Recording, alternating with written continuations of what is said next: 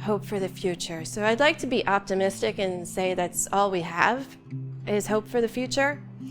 Unfortunately, I tend to be a realist, and when we're being told by our governments and, the vaccine's going to be available, but let's double up on the masks and let's still social distance, it kind of makes you wonder, where's the end? Is there an end? What does that mean for our restaurants? What does that mean for the other small businesses? I can't imagine there's too many small mom and pop businesses, restaurants or other, that can survive. You can't work 18 months on a quarter of your income. It just, the math doesn't work.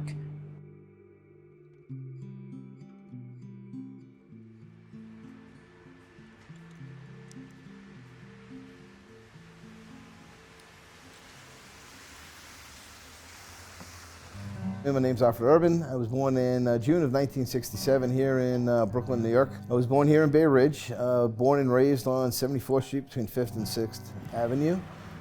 My parents, Hilda and Al Urban. My parents were born in Austria, little two towns, one called Eberau and Kulm, in a town right outside Vienna, not too far away. They came over here in the 60s, right before I was born. My father was a finished carpenter. Matter of fact, we did all the woodwork in this establishment about 40 years ago. Bay Ridge is Bay Ridge. I mean, it's changed a lot over the years, but it was always a very big bar neighborhood. I mean, it was always a very good, everybody knows everybody, kind of town full of mayors kind of neighborhood, which is, it still is to that, in certain aspects, but it's changed a lot too, It's Brooklyn, People move here, they better themselves, and then they move to Jersey and join the suburbs, And then the next crop of people move in. So that's also happening too. But, Bay Ridge will always have that in it, that it's hard to describe if you're not from here. There's still there's a lot of places that were doing live music still in Bay Ridge, and you'd always see the bands when you'd go to different bars. You'd see they'd have the calendar, pretty much, the events, what bands will be playing there and stuff. So there's always was music in Bay Ridge, and as it got nicer, the bands moved outside. You had what they have is the Bay Ridge Stroll.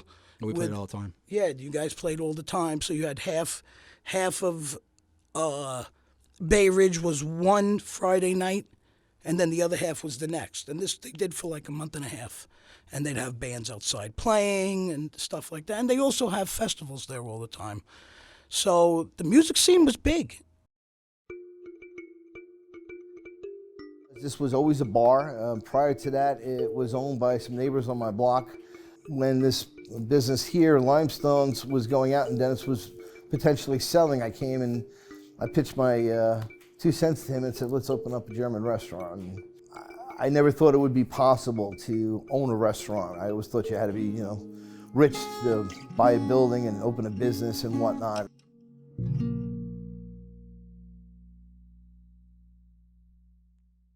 We play the Schnitzel House a lot. I'd say at least once every 3 months. And it was great playing there. Actually, my grandfather used to bartend there when it was called the Green Oak way back when, so it holds a special place for me. And Freddie, the owner, I've known pretty much my whole life. We both grew up in Bay Ridge our whole lives and never left. And my buddy Tommy, who I grew up with and actually played in those bands with that I was talking about earlier, he's one of the bartenders there. Oh, I used to play here before this was even this place. I used to play here when it was an Irish bar. Basically, most of the bands that play in Bay Ridge a lot of them had to start here.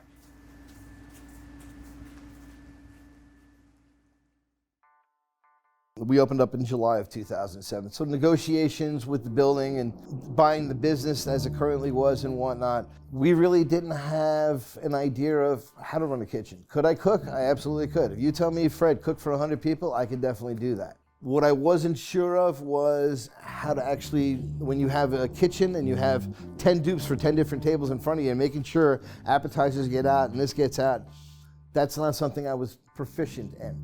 So I needed to find someone. Then it's a matter of dealing with all the vendors. Then you have to start dealing with your beer distributors. Not all of them can have all the German brands. You have to go for this guy for some, and this guy for some, and this guy for some. Now you're dealing with 5 other vendors. Then it's the staffing, trying to find the right fit of people that can, do your prep, people that you can rely on. And then just dealing with all of the city agencies that come walking in the door. We opened up, I'm like, I didn't know about half the IRS stuff that you got to fill out. That was a learning curve once we got our, a tax accountant. That was a little crazy. Amber handles all that, thank God. When it came to the Department of Buildings, the Department of Health, all the inspections that they do, it's a lot to learn. There's just so much involved with running a restaurant and knowing all the rules and the ins and outs. It's like you're running 5 or 6 different businesses within one. For the first 5-6 years, I was basically at home caring for our kids and the house and going to work. Before I left the corporate job, I started a little bit here, the hostessing and whatnot, and learning the ropes actually from our son. Richie took me around the entire restaurant. This is what the health department's gonna be looking for. This is what you need to do. This is how the beer system works. He and I had a lot of interaction as he was older here. He was born in '93, brought him up with very hard work ethic. He's very, very smart, always liked working with his hands. He loved doing things for people. That's why when we opened the restaurant, he loved it so much. He wanted to bus here. I'm like, you can't, you're too young. He's like, 12 years old, and he's like, no, Dad, I'm gonna bus. I was like, you know what, okay. He wanted to learn the kitchen. He wanted to learn the entire process. I really gave him free rein because in all honesty, the kid knew more than I did. So when we opened up in 2007, we were doing phenomenal. The place was packed every day. 7 days a week. I think that's kind of with any restaurant or bar that opens up, everybody wants to say what the hype is about, and we were unique. We were German food. My parents both were here and helped me with family recipes and just kind of supported me any which way they possibly could. It's very difficult to kind of talk about it right now because they're not with us anymore. They died over the past couple of years. But if it wasn't for them, I wouldn't be here having the restaurant that we have. It was a family restaurant, and we built it together.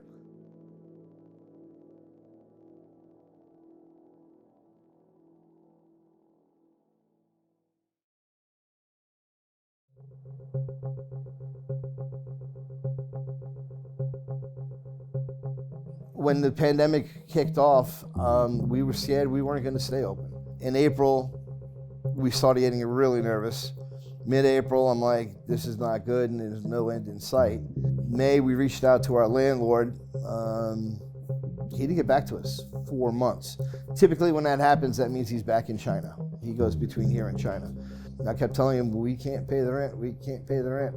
I don't know, we're trying the best we can. Our situation was 90% dine-in, 10% takeout. That reversed itself, obviously, since we weren't allowed to have people inside. We lost the whole indoor dining, and our delivery bounced up to, at the beginning, 45, 50%. That lasted only about 3 months, and then that died down to in the neighborhood of 35 to 40%. We couldn't keep up with all our bills. Con Edison National Grid, they said, okay, well, you don't have to pay right now, but we'll come after you later. Still got to pay your taxes. Once they announced the fact that we were no longer protected from being evicted, all of a sudden he appeared out of nowhere and said, hey, need my money. And we're paying about $12,000 a month. With staff that we were trying to keep employed, so we kept them on the payroll, which was like $4,000 a week. I was trying to create a schedule to pull back on everybody's hours and keep everybody employed. Granted, they're not going to be, working the 20 hours that they were working. They might have been working only 12. But my thought process is something is better than nothing. I've continued working throughout all this, thank God, you know, that I've still had a job because so many people haven't. Obviously, we don't have a full staff anymore because, you know, they can't afford to pay a full staff. So we've all had to kind of wear a lot of different hats during this. So, you know, I mean, taking phone orders, doing Grubhub orders, plus also, you know, when we have been allowed to serve people inside or outside, we've had to do both, you know. The last time I just bartended on its own, I can't even remember. You know what I mean? I'm happy to be here, you know what I mean? And they've done more than beyond to keep this place open. And thank God for that. Now that they've allowed us back in, I mean, Friday and Saturday from a lot of restaurants that I've spoken to, very quiet. Knock on wood, thank God, on Valentine's Day itself, we got slammed with deliveries. It was a godsend. Definitely revenue that we needed. But that's not guaranteed every day. You can't rely on it. Fridays and Saturdays we knew were our busy days. And you know, we can't rely on that anymore. Sometimes they are, sometimes they aren't. People's funds are drying up also. People aren't working. You know, no stimulus checks. If they're on unemployment, yeah, I don't know. I think unemployment's given extra money. You know, I can't apply for it, you know, because we're business owners and we're not employees, so I couldn't apply for it. Amber couldn't apply for it. So we're getting help from basically nowhere. And don't know what to do. We started applying for the PPP loans, the grants that were out there. We were unfortunately denied for the first PPP, and to this day I applied twice. I don't know why. They said it would come via snail mail. I've yet to understand why we were not approved. We applied for a grant. That was denied. I don't believe anyone's been really fairly treated in 2020, particularly the mom and pops, restaurants and other small businesses. Hearing about, you know, the first round of the PPP loans being obtained by larger corporations, and we could have used it a lot more than they could have used it, in my opinion. Well, you also have restaurants that are local, but they're owned by people who have more money than God, so they were able to just shut down, not pay their employees, and wait this out. We weren't able to do that because my owners, Fred and Amber, they rely on the money from this place to keep their family alive, just as I do, and a lot of other people that work here. But we don't have the luxury to do that. And you know, it's funny because a lot of these grants and stuff that we're giving out were given to restaurants whose owners are millionaires. And it's like, why are they giving them grants when people that really need them aren't getting them? And I still don't understand that to this moment. I'm not gonna mention names, but it has happened. We initially had a GoFundMe. We raised about half of the goal. It was obviously helpful. We didn't ask for the full amount of what we needed to keep the place open because I said to myself and Amber, it's really not fair to ask the whole community to say, here's the money and you know you could stay open. If we can't pull up at least half ourselves and then they help with half, then maybe the restaurant's just not gonna happen. We might have to get rid of it, you know. We were able to appease the landlord with some financial return. He did negotiate with us to a small degree. We had a beautiful party hall upstairs that we utilized for private parties, overflow, Oktoberfest parties. A few bucks came off the rent, but the money we made up there when the time was right. But right now we can't make money because we can't have people in 25% capacity. Will it go to 50, 75, 100 within a month? I don't know. We're probably one of the few restaurants in Bay Ridge that still support the music industry. A lot of the local bands play here. This place is always a great venue. Even in the summertime when we were allowed to do the outdoor seating, we were the first restaurant or bar in this entire neighborhood that had bands back. We did 2 or 3 shows. 2 shows outside. We did 2 shows outside. We did one great show there, and the next one, it was like November, and it was a good show, but just towards the end, it was getting really cold. So, we just looked at each other and was like, all right, thanks for coming out. And, unfortunately, this is going to be the last show for who the hell knows. And, but everybody had a good time. It was a good send-off. And hopefully things will get back to normal soon, because a lot of these places probably aren't going to survive. for us, just out of pocket, I mean, you know, I'm a bartender in a restaurant. We don't make that much money as bartenders in restaurants. So nights when we have bands, that's when we make our money for the week. So to lose that was, you know, that's a huge takeaway. I mean, I saw a post on Facebook today. A girl who was one of our band regulars who used to come and see a lot of our bands, it was like, I'm sick of dancing in the supermarket. Please, somebody book a band again. You know, so it's like, but you know, it's gonna come back. I mean, it has to, right? Yeah, things have to change. Things got to open up so these bands, our bands, everyone can start playing again. I think. Well, more importantly, their livelihoods. Well, their livelihoods. Bands got livelihoods, but yeah, the restaurants and the businesses need to open up. The bars, they're taking a beating now, you know. So you're seeing places closing. It's sad. And how do you get people back into bars? Music.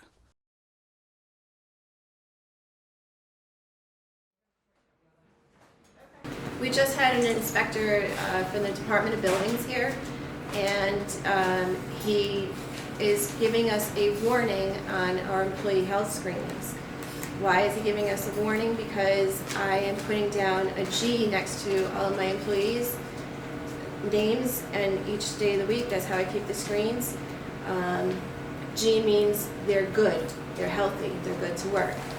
I ask that all of my employees, prior to coming to work, take their temperature. You know, if you don't feel well, call me and we'll get your shift covered. I don't want you coming to work if you don't feel well. That's been the policy since way back when. The Department of Buildings inspector just tells me that I need to keep their temperature, need to scan their temperature and keep their temperature as a record every single day.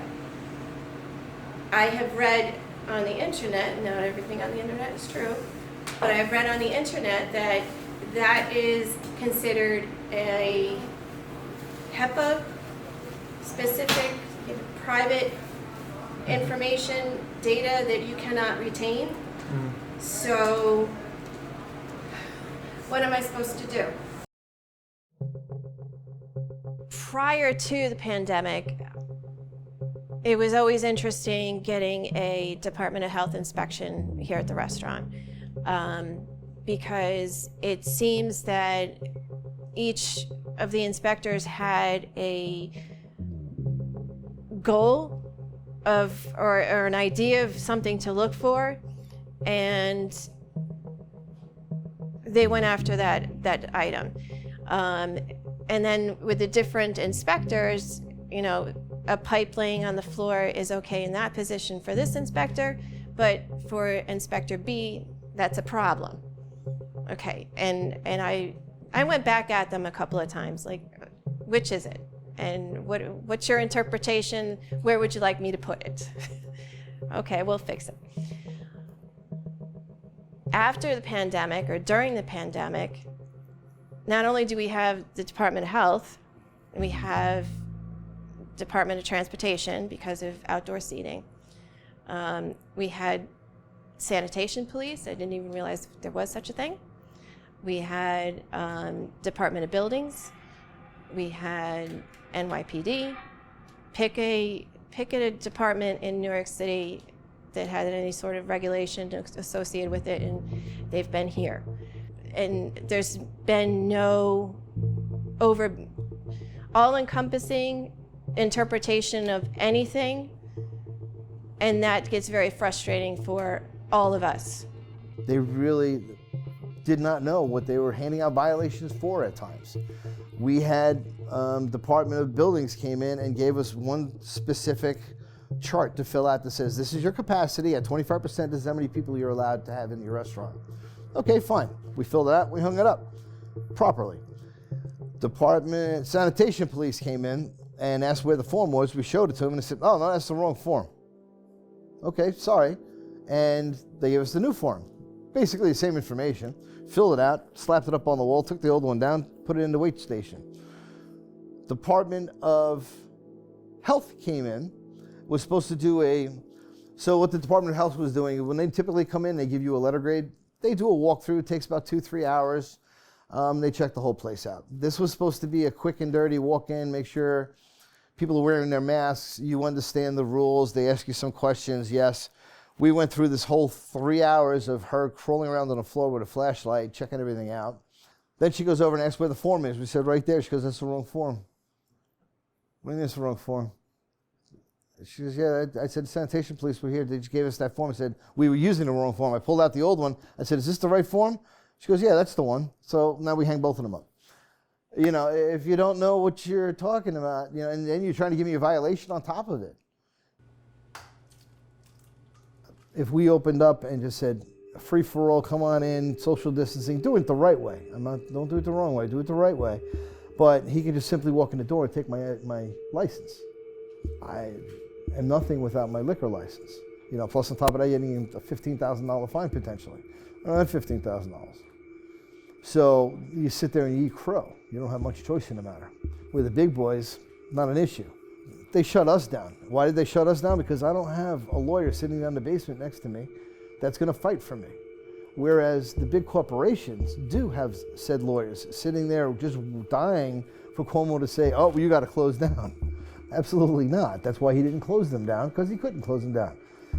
The larger corporations, even our government doesn't seem to really care if Schnitzel House and others like us continue. They should. Schnitzel House, as well as all of the other mom and pop shops in New York City, we're paying our taxes. We're the cash cow of New York City. And if the more of us that are that get closed down, the less of their cash cow exists.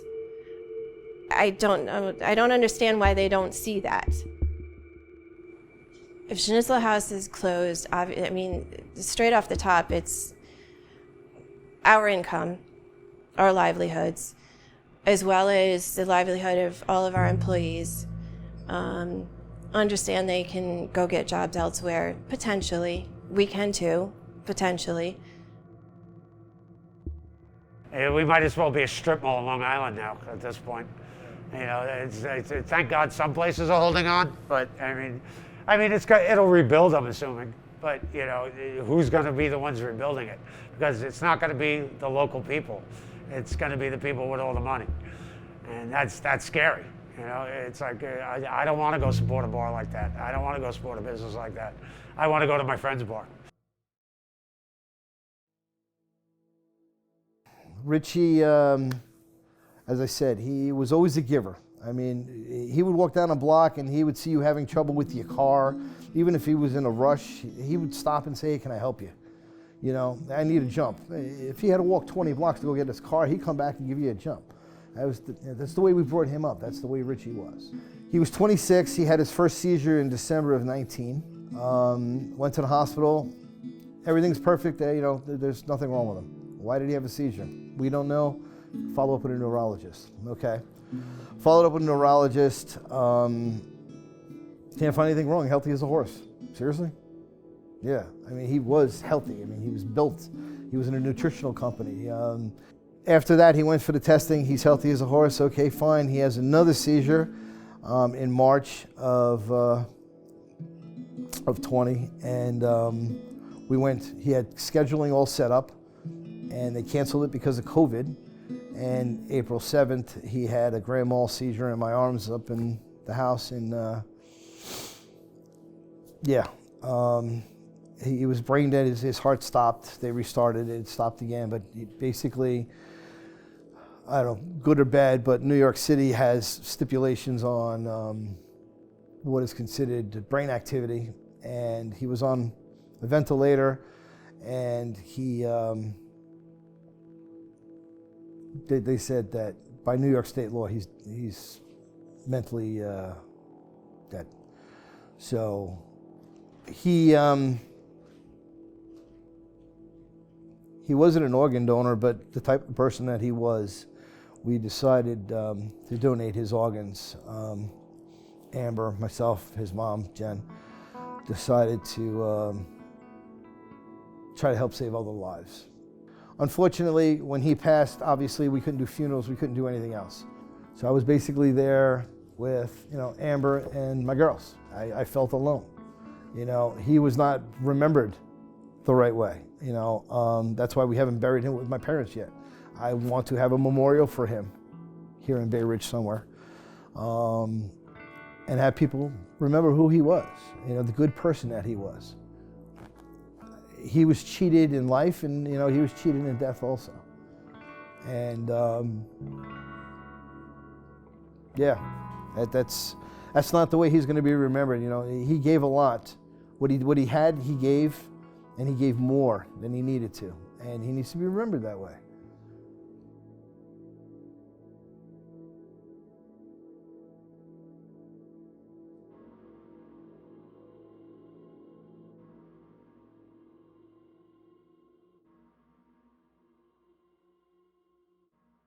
And so when it came down to the homeless thing, we actually started it at the beginning, and he saw the news article. We didn't tell him about it, and he's like, "Dad, that's a really cool thing." We were with our daughter Heidi and Amber, and we were over at the park here, Triangle Park, and we were giving out some food.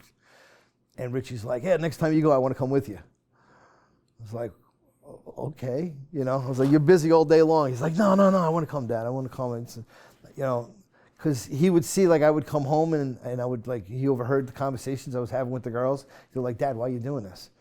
I was like, "Because these people are down on their luck." Some people look at homeless people like, "Oh, they're a plague. You got to leave them alone." We're talking about putting a homeless shelter here on 86th Street, and people are like, "Oh my God, no, we can't have that in Bay Ridge. The price, the home values are going to go down and whatnot." Okay, but maybe these people are drug addicts. Some of them might be. Some of them are. It is what it is. They still need help.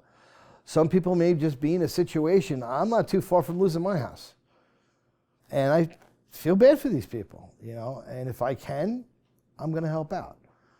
I bought the food. The food's here, so I don't freeze stuff. We typically don't freeze anything in the restaurant. I don't like doing that. I make everything from scratch. I make it fresh. So we don't keep things frozen. So it's all fresh. We don't use preservatives in our food. So I can't keep it for a week. It's going to go in the garbage anyway. So let me do something with it. So when the sales were rather slow, what am I going to do with the food? I'm not going to throw it out. Let me cook it, and let me bring it and give it to someone that can benefit from it. This is all we have. Amber actually worked for Verizon also. I don't know if I harped on that, but she left Verizon to come here. To work in the family business, because that's what we wanted it to be, a family business and something that we may have for generations. Maybe, right? My son was always under the impression that he was going to take over the restaurant one day. Our girls, Ariel and Heidi, stated that, "Hey, Dad, one day, will the restaurant be ours if we're still here?" Absolutely. Unfortunately, that dream is kind of slipping away, but we're holding on as best we can. Always have hope. I'll be really honest with you. The day that we signed the paperwork saying that we were going to donate our son's organs, I gave up hope. I honestly didn't give a shit if I didn't wake up the next morning. Honestly didn't care. And then a friend of mine had a little bit of a talk with me, and lovely wife that would do anything and everything for me, love her to death. Obviously, my girls. I gave up hope, but I found it again. I found it again, and we're just Amber and I sat down and say, give up the restaurant, let's go back to the corporate world. We've both been there. You have a master's degree. I mean, we can do this. I'm 50. I won't say how old she is. So 54 to be honest. So we could still do something. If I lost the restaurant, I would feel that I'm a failure. I would feel that I'm letting my parents down. Is there hope? There's always hope. And I don't give up very easily. I'm a very stubborn person. So I wake up every day, and it got to a point where I didn't want to get out of bed. For the first few months, when Richie passed, I did not want to get out of bed. I would sleep. I would stay in bed till 3, 4 o'clock in the afternoon. I would only get up to go deliver food work at the restaurant, and go back. And I said, you know what, this can't be a life. There's nothing I can do to fix. I can't bring our son back, but he loved this place, and he wouldn't want to see me do that. And I'm going to make sure I can do what I want to. If we're going to go down, I want to go down saying I tried everything I could plus 100%. That's where we are now.